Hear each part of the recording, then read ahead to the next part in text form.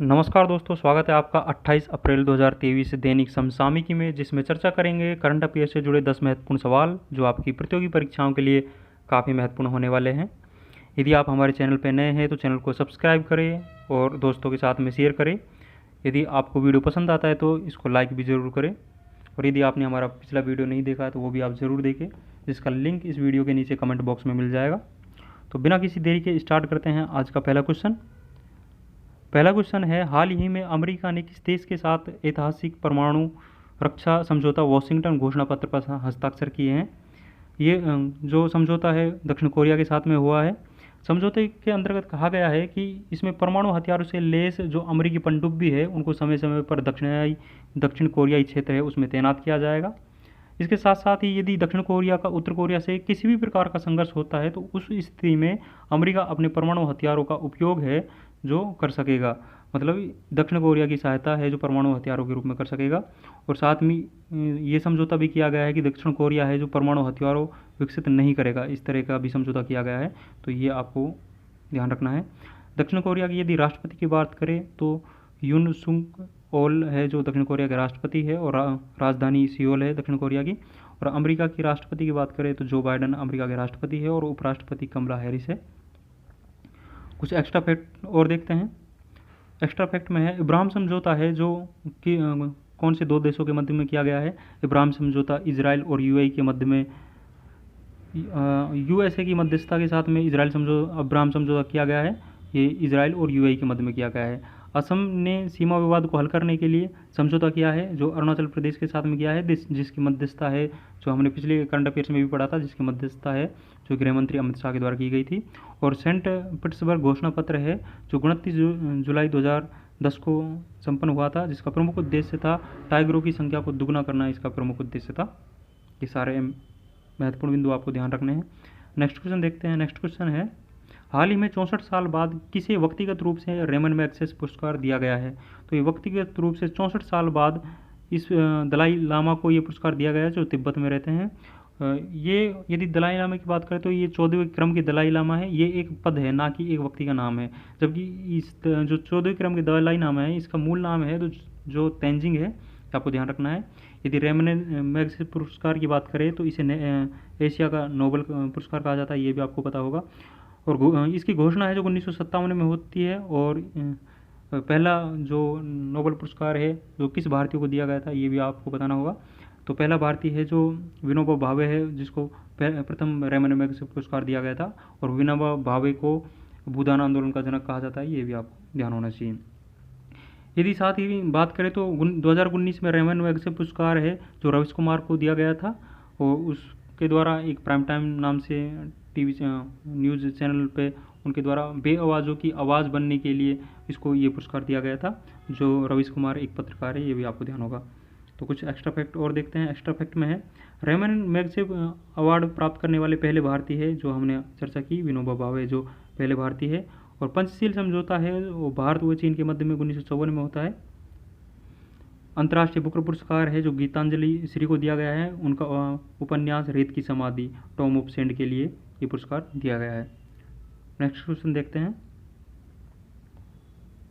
वैश्विक शिक्षा और प्रशिक्षण प्रदर्शनी का आयोजन कहाँ किया गया है? इस प्रदर्शनी का आयोजन है जो दुबई में किया गया है। दुबई संयुक्त अरब अमीरात में इस प्रदर्शनी का आयोजन किया गया है, जिसका प्रमुख उद्देश्य है बेहतर शिक्षा और स्किल डेवलपमेंट के लिए ये है जो वैश्विक संस्था है जो काम करेगी। इसमें वर्ल्ड के सारे ही जो संस्थान है शिक्षा से संबंधित वो एक ही छत पर बेहतर शिक्षा के लिए काम करेंगे, ये आपको ध्यान रखना है। कुछ महत्वपूर्ण बिंदु और ध्यान रखेंगे। महत्वपूर्ण बिंदु में है ऑपरेशन कावेरी है जो हाल ही में भारत सरकार के द्वारा चलाया गया, वो कौन सा है? ऑपरेशन कावेरी सूडान में फंसे भारतीयों को घर वापसी के लिए एक अभियान है जो चलाया गया, यह भी आपको ध्यान रखना है। कुछ हमने महत्वपूर्ण अभियान और ऑपरेशन और देखे थे। ऑपरेशन दोस्त है जो तुर्की और सीरिया में हाल ही में भूकंप आया था, उसमें फंसे भारतीयों को निकालने के लिए ऑपरेशन दोस्त चलाया गया था। ऑपरेशन गंगा की बात करें तो ऑपरेशन गंगा है जो यूक्रेन और रूस के मध्य में जब युद्ध हो रहा था तो यूक्रेन में फंसे भारतीयों को वापसी घर लाने के लिए ऑपरेशन गंगा चलाया गया था। और ऑपरेशन देवी शक्ति है जो अफगानिस्तान में चलाया गया था। ऐसे ही ऑपरेशन मेघदूत की बात करें तो सियाचिन में 1984 में भारतीय सेना के द्वारा ऑपरेशन मेघदूत चलाया गया, ये भी आपको ध्यान रखना है।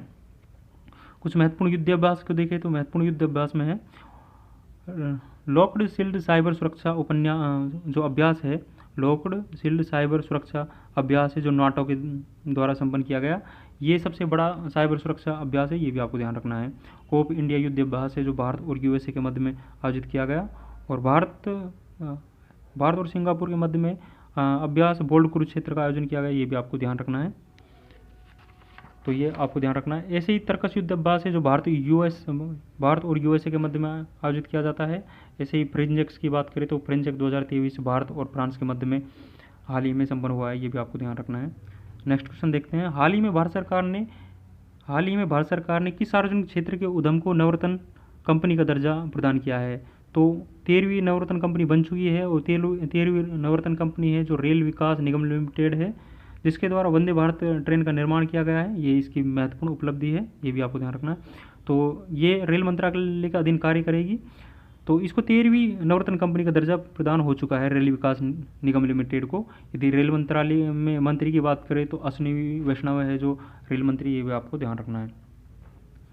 कुछ महत्वपूर्ण बिंदु और ध्यान रखेंगे। महत्वपूर्ण बिंदु में है भारत में कुल महारत्न कंपनियों की बात करें तो 12 महारत्न कंपनी है। जो 12वीं महारत्न कंपनी आरईसी लिमिटेड जो 12वीं महारत्न कंपनी है। यदि 11वीं की बात करें तो पावर ग्रिड कॉरपोरेशन लिमिटेड है जो 11वीं महारत्न कंपनी थी, यह भी आपको ध्यान रखना है। तो हाल ही में नवीनतम राष्ट्रीय पार्टी है जो आम आदमी पार्टी है जो नवीनतम राष्ट्रीय पार्टी बन गई है। तो कुल 6 राष्ट्रीय पार्टियां हैं जो अभी भारत में है। यदि अगला महत्वपूर्ण बिंदु ये है कि पहली गति शक्ति विश्वविद्यालय के चांसलर है जो अश्विनी वैष्णव को बनाया गया है। ये गति शक्ति विश्वविद्यालय है जो बड़ौदा गुजरात में स्थापित किया गया है। ये सारे महत्वपूर्ण बिंदु आपको ध्यान रखने हैं। नेक्स्ट क्वेश्चन है, हाल ही में किस भारतीय संस्थान के शून्य दल ने अमेरिका में आयोजित सोलर डिकैथलॉन प्रतियोगिता में दूसरा स्थान प्राप्त किया है? तो आईआईटी बॉम्बे के द्वारा ये दूसरा स्थान प्राप्त किया गया है। इनके द्वारा जीरो एनर्जी हाउस के निर्माण के लिए ये पुरस्कार दिया गया है, आपको ध्यान रखना है। कुछ एक्स्ट्रा फैक्ट और देखेंगे। एक्स्ट्रा फैक्ट में है शिक्षा का ऑस्कार किसे मिला है? शिक्षा का ऑस्कार है जो आईआईटी मद्रास को मिला है, ये भी आपको ध्यान रखना है। और परम कामरूप है जो आईआईटी गुवाहाटी के द्वारा विकसित सुपर कंप्यूटर है, ये भी आपको ध्यान रखना है। आईआईटी गुवाहाटी के द्वारा परम कामरूप को स्थापित किया गया है। और बात करें तो परम प्रवेगा सुपर कंप्यूटर है जो Indian institute of science Bengaluru के द्वारा विकसित किया गया है। यदि बात करें तो परम शक्ति जो सुपर कंप्यूटर है आईआईटी खड़गपुर द्वारा विकसित किया गया है।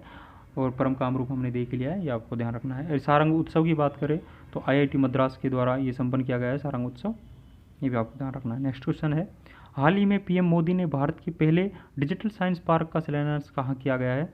तो पहले डिजिटल साइंस पार्क का जो शिलान्यास है नरेंद्र मोदी के द्वारा तिरुवनंतपुरम केरल में किया गया है, ये आपको ध्यान रखना है। कुछ एक्स्ट्रा फैक्ट और देखेंगे। एक्स्ट्रा फैक्ट में है भारत का पहला पूर्ण रूप से डिजिटल बैंकिंग वाला राज्य है जो केरल राज्य है, जो डिजिटल रूप से बैंकिंग वाला राज्य है। और भारत का पहला पूर्ण संविधान साक्षर जिला है जो कोल्लम केरल का ही है, ये भी आपको ध्यान रखना है।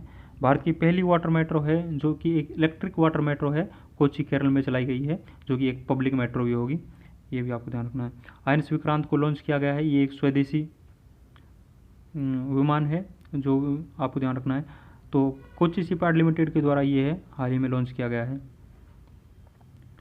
नेक्स्ट क्वेश्चन है, अमेरिका ने ग्रीन वर्ल्ड अवार्ड 2023 में CSR श्रेणी में किस भारतीय संस्थान को ग्लोबल गोल्ड अवार्ड से सम्मानित किया गया है? तो पावर ग्रिड कॉरपोरेशन लिमिटेड को इस अवार्ड से सम्मानित किया गया है, जो आपको पता होगा भारत की 11वीं महारत्न कंपनी थी। यह अवार्ड इसको क्यों दिया गया है? यह अवार्ड इस कारण से दिया गया है, इनके द्वारा ओडिशा की कालाहांडी क्षेत्र में वाटर शेड मैनेजमेंट के लिए ये अवार्ड है जो पावर ग्रिड लिमिटेड को दिया गया है। ये CSR श्रेणी में मिला, ये भी आपको ध्यान रखना है। तो ग्रीन वर्ल्ड अवार्ड 2023 में गोल्ड ग्लोबल अवार्ड है जो पावर ग्रिड लिमिटेड को दिया गया है, ये आपको ध्यान रखना है। कुछ एक्स्ट्रा फैक्ट और देखेंगे। वर्ल्ड ट्री सिटी अवार्ड है जो मुंबई शहर को मिला है। Champion of the earth award है जो पूर्णिमा देवी बर्मन को मिला है।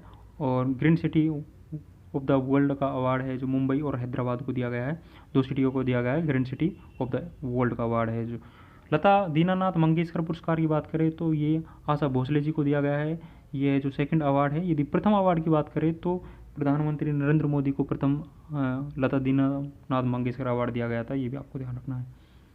नेक्स्ट क्वेश्चन है, हाल ही में नेस्कॉम के चेयरपर्सन पद पर किसे नियुक्त किया गया है? तो चेयरपर्सन पद पर अनंत माहेश्वरी जी को नियुक्त किया गया है। नेस्कॉम एक IT सेल कंपनी है, ये भी आपको ध्यान रखना है।